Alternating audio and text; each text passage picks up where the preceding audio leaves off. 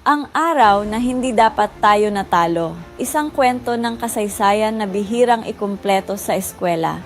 Noong itinuturo sa atin ang kasaysayan sa paaralan, madalas ganito ang naririnig natin. Dumating ang mga Kastila, natalo ang mga Pilipino at sinakop tayo.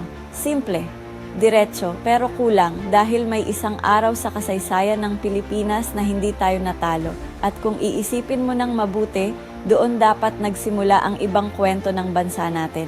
Bago dumating ang mga dayuhan, bago pa man dumating ang mga banyaga, ang Pilipinas ay hindi isang bansang mahina. May sariling sistema ng pamumuno ang mga barangay. May kalakalan tayo sa China, Arabia at karatig bansa. May kultura, batas at dignidad. Hindi tayo walang sibilisasyon. Isa ito sa mga unang kasinungalingang itinuro sa atin. Ang pagdating ng isang banyaga noong 1521, may dumating na dayuhan sa ating mga pampang. Ang pangalan niya ay Ferdinand Magellan. Hindi siya bayani, hindi rin siya mananakop sa simula. Isa siyang explorer na naghahanap ng ruta at yaman. Nang makarating siya sa Visayas, hindi niya agad ginamit ang dahas, ginamit niya ang relihiyon. Nag-alok siya ng pakikipagkaibigan, nag-alok ng proteksyon, nag-alok ng bagong paniniwala at may ilang pinuno ang naniwala. Ang pinunong tumanggi, pero hindi lahat ay yumuko. Sa isang isla, may isang dato na hindi pumayag na sumunod sa dayuhan. Hindi dahil ayaw niya sa relihiyon, hindi dahil ayaw niya sa kapayapaan, kundi dahil alam niya ang isang bagay. Kapag may sumakop sa paniniwala mo, susunod na ang lupa mo. Ang pangalan ng pinunong ito ay Lapu-Lapu. Hindi siya naghahanap ng digmaan, pero handa siyang ipagtanggol ang kanyang bayan. Ang araw ng labanan, Abril 27, 1521, madaling araw. Inakala ni Magellan na madali lang ang laban. May baril sila, may espada, may armor. Samantalang ang mga taga-Mactan, sibat, kalasag, tapang. Pero may isang bagay na hindi niya naintindihan. Hindi kailangan ng baril ang taong ipinagtatanggol ang lupa niya.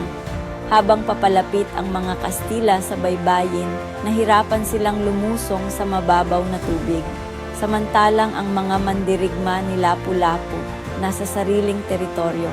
Alam ang bawat hakbang, alam ang bawat bato. Ang pagkatalo ni Ferdinand Magellan, tinamaan si Magellan. Hindi minsan, hindi dalawa. Isa sa mga sugat niya ang tumama sa binti. Hindi na siya makatakbo. Iniwan siya ng ilan sa kanyang mga tauhan. At sa gitna ng labanan, natalo at napatay si Magellan. Hindi ito alamat, hindi ito eksaherasyon. Ito ay dokumentadong kasaysayan. Isang dayuhang explorer ang napatay ng isang Pilipinong pinuno sa sariling lupa. Ang tanong, bakit hindi ito ang pinakaunahing itinuturo? Kung tutuusin, ito dapat ang isa sa pinakamalakas na sandali ng ating kasaysayan. Pero bakit mas kilala natin ang pangalan ng mananakop kaysa sa taong tumalo sa kanya? Bakit mas detalyado ang kwento ng kolonyalismo kaysa sa kwento ng pagtutol? Dahil ang kasaysayan kapag isinulat ng nanalo sa huli, pinipili kung alin ang uulitin. Ang sumunod na nangyari pagkamatay ni Magellan, hindi pa agad nasakop ang Pilipinas. Ibig sabihin nito, kaya nating lumaban. Pero makalipas ang ilang dekada, bumalik ang mga Kastila. Mas handa, mas organisado, mas marunong maghati at manlinlang. Ginamit ang relihiyon. Ginamit ang pagkakawatak-watak ng mga barangay. Ginamit ang pangakong proteksyon. Unti-unti nawala ang kalayaan. Hindi dahil mahina tayo, kundi dahil nahati tayo. Ang aral na madalas hindi binabanggit ang laban ni Lapu-Lapu ay hindi lang tungkol sa espada at sibat. Ito ay tungkol sa paninindigan. Ipinakita nito na kayang tumayo ng Pilipino, kayang tumanggi, kayang ipaglaban ang sariling lupa, pero ipinakita rin ng sumunod na kasaysayan na kapag hindi nagkakaisa, kahit matapang ay natatalo. Bakit mahalaga ito ngayon? Dahil hanggang ngayon, may mga desisyong ginagawa para sa atin na hindi natin tinatanong. May mga impluwensyang dumarating na parang tulong pero may kapalit. At ang tanong ay pareho pa rin noon at ngayon, tayo ba ang nagdedesisyon para sa sarili natin? O hinahayaan na lang natin na may magsabi kung ano ang dapat paniwalaan? Ang kasaysayan ay hindi patay. Ang kasaysayan ay hindi lang nakaraan. Ito ay salamin. Kung alam mo kung saan ka tumayo noon, malalaman mo kung saan ka dapat tumayo ngayon. At ang araw na tinalo si Magellan ay paalala na hindi tayo ipinanganak na alipin.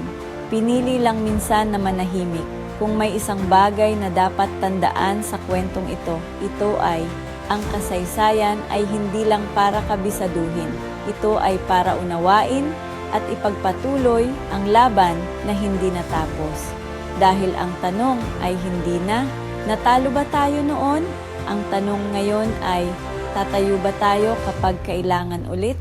Kung nagustuhan mo ang video na ito, pakipindot ang like, share at mag-subscribe para sa mas marami pang video na ganito. Ngayon alam mo na.